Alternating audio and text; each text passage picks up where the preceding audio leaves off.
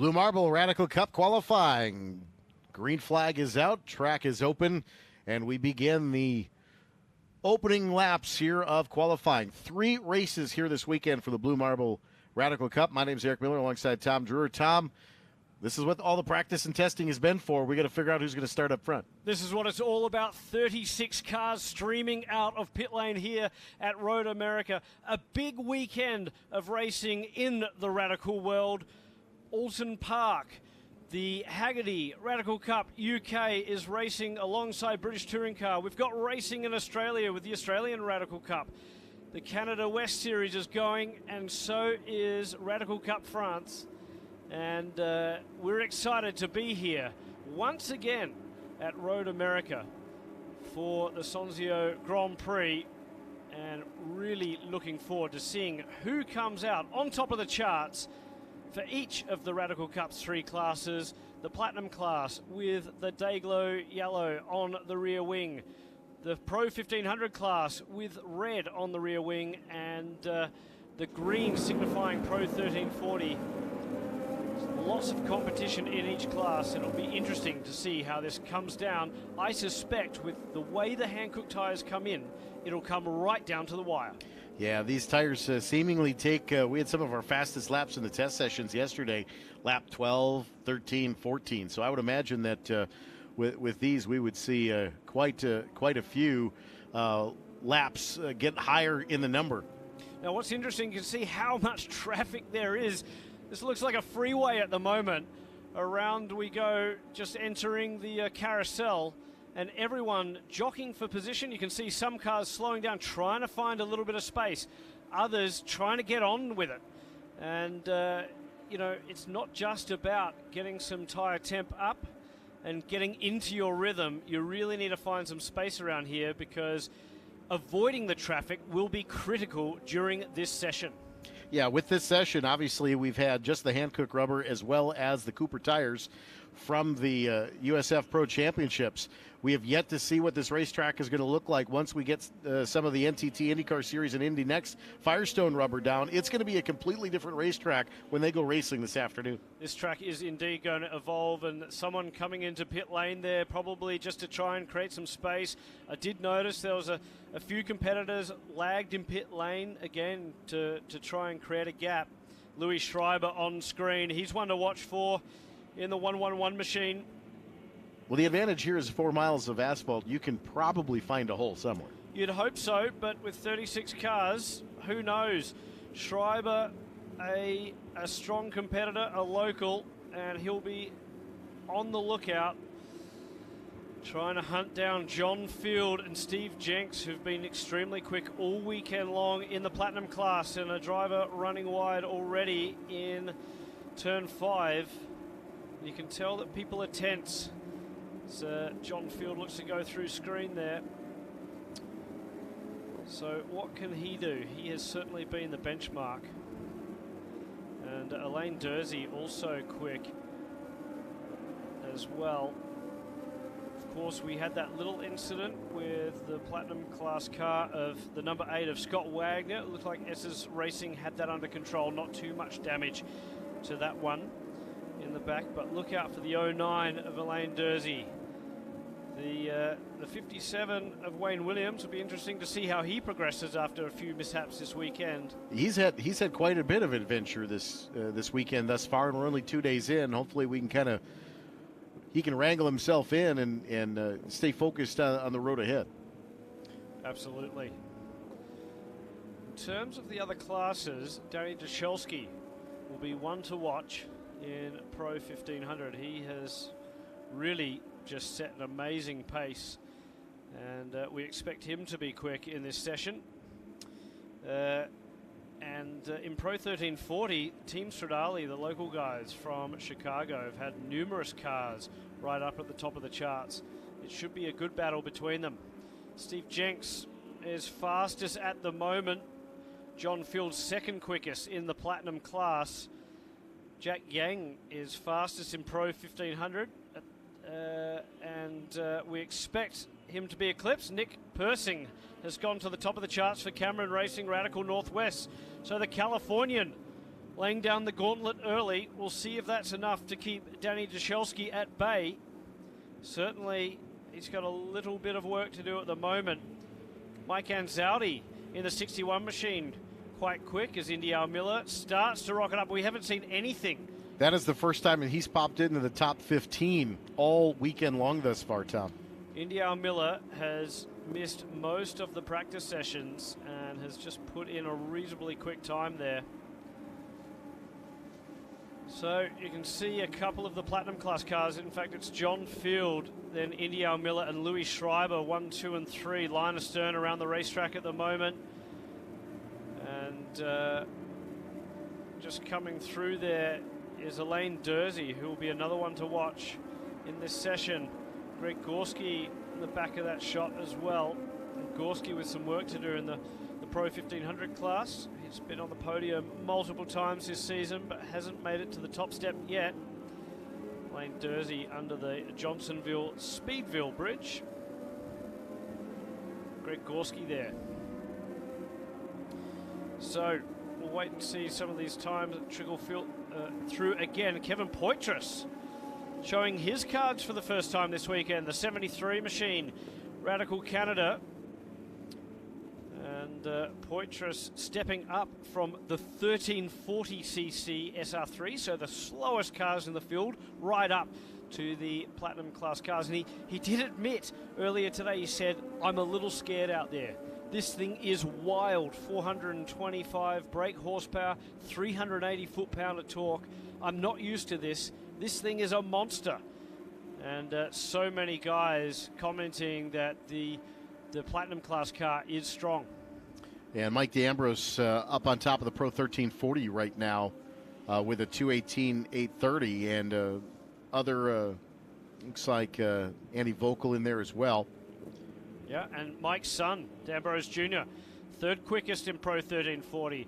So again, well, at the moment it's it's a bit of a Crown Concepts or a Team Stradale sandwich, whichever way you want to phrase it, because there's a Team Stradale car followed by Crown Concepts, then Stradale again.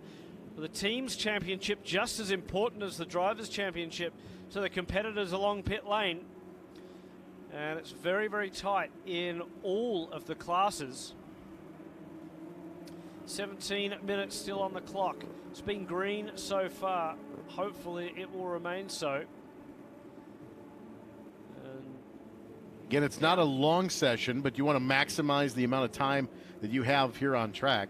And you want to get at least a bank lap in or two here in the front half of the session. We may see some cars kind of duck in and out. But again, as we said at the outset, some of these cars we're looking at lap times in the 10, 12 range, where that's really where the tires, fuel load was a little bit lower. Those tires were really up to speed at about lap 10 to 12. Yeah, absolutely. And just through screen, we can see young Austin Riley racing with autism, an amazing young man with an amazing story, and reigning Pro 1340 champion. And he was actually the series champion as well. Has won a ride to go and race at Silverstone in the UK. Looking forward to that later on. His fellow compatriot there in the Ryspec car. And we're really looking forward to seeing what Robert Soroka will do this weekend. Ryspec Racing, another Canadian. In fact, quite a few on the grid. Gavin Sanders in car 10 for M-Zone and Radical Canada. Another one to look out for. Kevin Poitras we've already mentioned. So Steve Jenks, impressive in the 7s. And that is quick. That's some of the fastest times we've seen here this weekend. Certainly the fastest of the Blue Marble Radical Cup Series in the Platinum class. The SR10, a 2:07.3 for Steve Jenks, Group A. And I tell you what, there'll be one young man as we've got a spin. So looks like that's in turn 3 on the driver's left, and a car back underway. So we will maintain pace here as he pulls right out in front of traffic. That was a little hairy. And the blue flag flying there on pit lane, or on the main straight rather. And a lot of traffic down in turn 1 again. You can see that beautiful car of Austin Riley's come through. He's jockeying for position and trying to find some space. Looks like Reed Stewart perhaps in there as well. And speaking of Reed Stewart, we'll just try and pick up where he is at the moment. So Mike Anzaldi is relatively up high in the Pro 1500 class. Jack Yang a little bit further back, and Reed Stewart still with a fair bit of work to do at the moment, back in 33rd overall. Have not seen Scott Wagner turn a lap. Of course, that is the car that made some contact with the turn 6 and 7 barrier right at the end of the practice session. It honestly didn't look too bad, but maybe a little bit more damage under the skin of that SR10. So amazing that John Field hasn't been able to eclipse the lap time by Steve Jenks, and I know that team principal for Group A Racing, Jonathan Scarillo, he couldn't make it this weekend, and he'll be cheering on. Jonathan's normally one of the most animated people in pit lane, and this is a wild ride for Steve Jenks, who's our reigning platinum champion. Didn't contest the first round, and that's effectively put him out of the championship so far, but he's making amends for it now, and really needs to make amends. Had a pretty disastrous Road America event last year, fought back, won the championship, but is showing his class today. In Pro 1500, we've got Nick Persing at another spin in turn 5. Car on the exit, right on the curbing, and that's right in the way. So a couple of laps will be compromised here. Looks like the driver has exited the vehicle, perhaps. Right, so red flag is coming out, so that will put a stoppage to this qualifying session. Yeah, absolutely, and good call there by Bo Barfield, and cars running wide now. Around the vehicle stranded, looks like may have high-sided up on the gator strips into turn 5. Yeah, now interesting, we saw one car take the escape road as well to turn 5, but this... That is John Field. Yeah, it is. You're dead right. John Field, who was a contender for the Platinum class pole position, is out of the car, and it just looks like there's a bit of steam or something coming out of the back of that car as well. I hope we can get someone to that relatively quickly. Now the cars are, you can see, are sort of blocking that emergency vehicle at the moment. Hopefully nothing wrong with the 37 machine. John Field coming back and jumping back in the car. So perhaps just a bit of smoke off the brakes.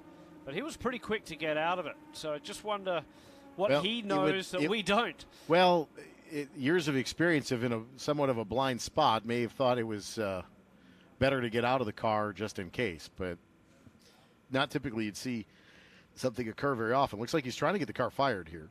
Well, this is interesting because the red flag changes the dynamic of this a little bit. So Steve Jenks will be licking his lips, if you will, because he's sitting pretty. Fastest in Platinum class from Louis Schreiber, and John Field was third fastest as the red flag has come out. Then it's Indy Al Miller. Jim Booth doing a solid job, fifth fastest in Platinum from Elaine Dursey and Kevin Poitras, Wayne Williams, Charles Finelli.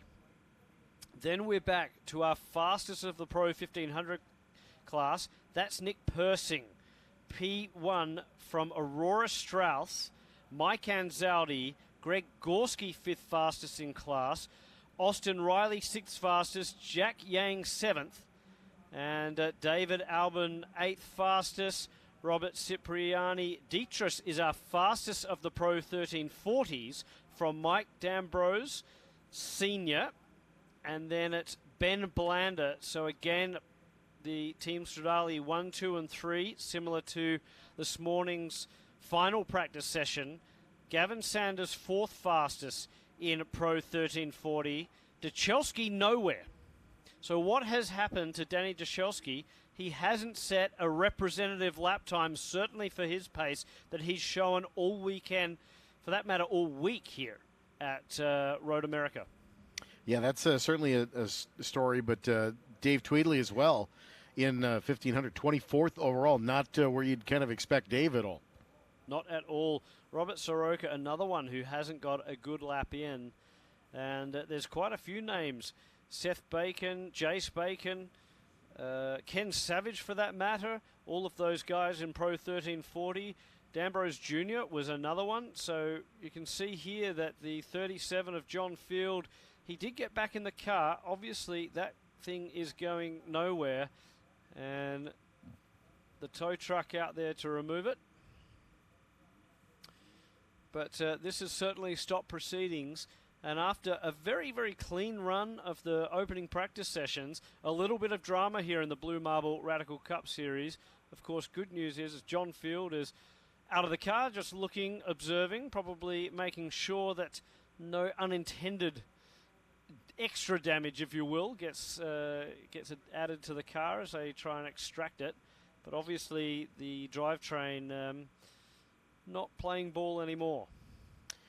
You wonder if it looks like it was almost high-sided, but you almost wonder if there was something mechanically broken in the transaxle, something that wouldn't allow the car to move forward. It jumped pretty hard when he tried to restart it. What a beautiful shot that is of all these cars lined up in pit lane. The color and the atmosphere of the NTT IndyCar Series. It's just awesome being a part of these events. The crowd is huge today, and it's only Friday. And then all of the gantries, the pit equipment, it really is an enjoyable experience for our drivers and, for that matter, for everyone organising this series to be a part of the NTT IndyCar Series and the Sonzio Grand Prix here at Road America. But you know that there's 35 drivers that are chomping at the bit to get back out and get on with qualifying. 7 minutes remain.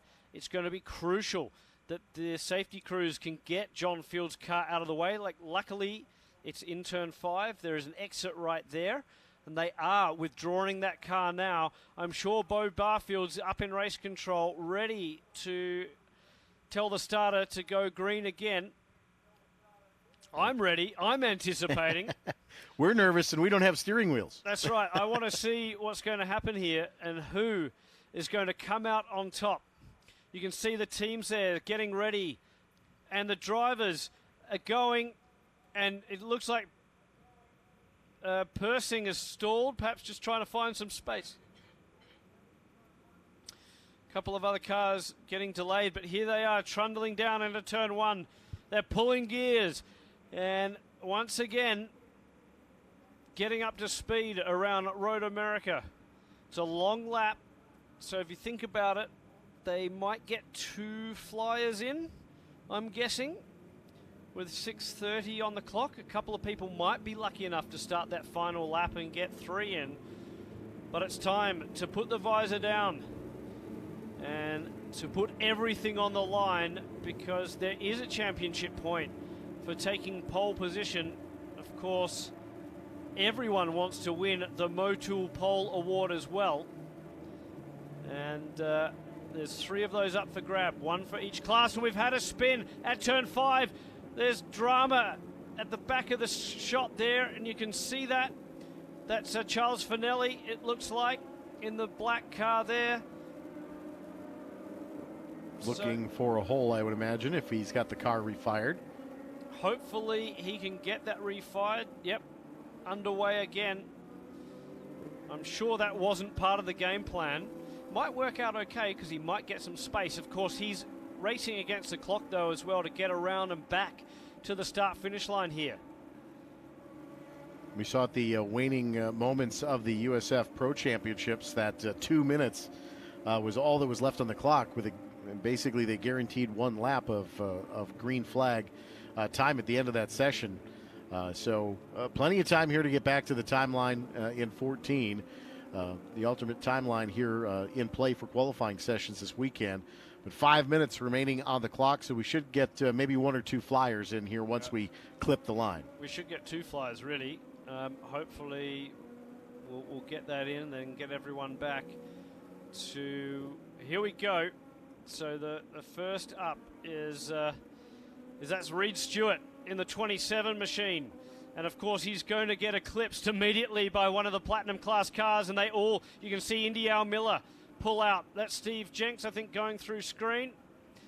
And there's Schreiber, Louis Schreiber. So the Platinum Class cars trying to find some space. What can young Austin Riley do in that Dayglow yellow and blue car?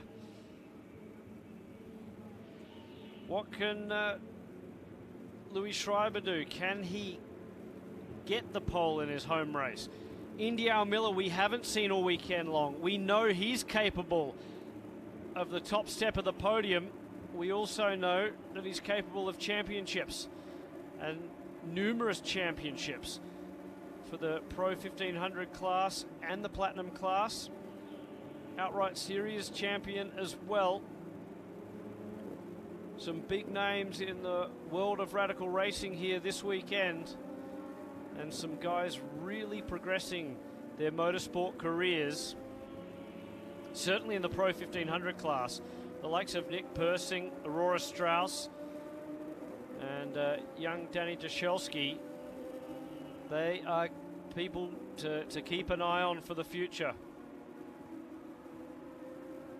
So the first flying lap after the red flag, here we go.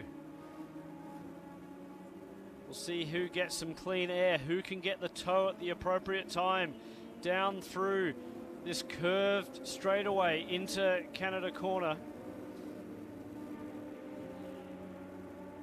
And who will catch traffic at an inopportune moment and have their laps ruined. It's all to play for here. And a yellow flag is out. There's a car slowing on the exit of Canada Corner. All the drivers navigating. Looked like a Platinum Class car. Just 2.5 minutes left. That car looks like has come to a rest in 13, just before Billy Mitchell Bend in Thunder Valley between 12 and 13. So Wayne Williams, the only one to eclipse his previous best. It's still only good enough for 8th fastest. No one else has gone faster than prior to the red flag so far. Everyone perhaps finding it a little hard to get some space. There has been a bit of movement, though, in the Pro 1340 class. So it looks like Robert Cipriani is still on top of the charts there, but we've got another red flag. And that will, in effect, I believe, end this session. Yeah, absolutely. So Cipriani fastest in Pro 1340 from Mike D'Ambrose, then Ben Blander, Gavin Sanders, and then we're back to Seth Bacon, who was had just done his personal best to move up from Mike D'Ambrose Jr. And the checkered flag going to happen at start finish here. So with 1:28 remaining, that red flag does indeed bring to a close the qualifying session for this Blue Marble Radical Cup. And again, that race happening this afternoon here at Road America. And putting it on the pole overall and for the Platinum class, it's Steve Jenks for Group A Racing from Louis Schreiber, second quickest in that class. Then John Field, who of course brought out that first red flag. Indy Al Miller, 4th fastest from Jim Booth. And if we go back to the Pro 1500s, it's Nick Persing who's done the job, who'll take home the Motul Pole Award from Aurora Strauss. Mike Anzaldi, 3rd quickest in class. Greg Gorski, 4th. Robert Soroka rounding out the top 5. And as we mentioned, Robert Cipriani Dietrich taking the pole and the prize in at Pro 1340. 2nd quickest. One of the old boys, Mike D'Ambrose, proving you don't have to be a young gun to do well in the Blue Marble Radical Cup. Ben Blander, 3rd. So Team Stradale first second and third fastest in Pro 1340.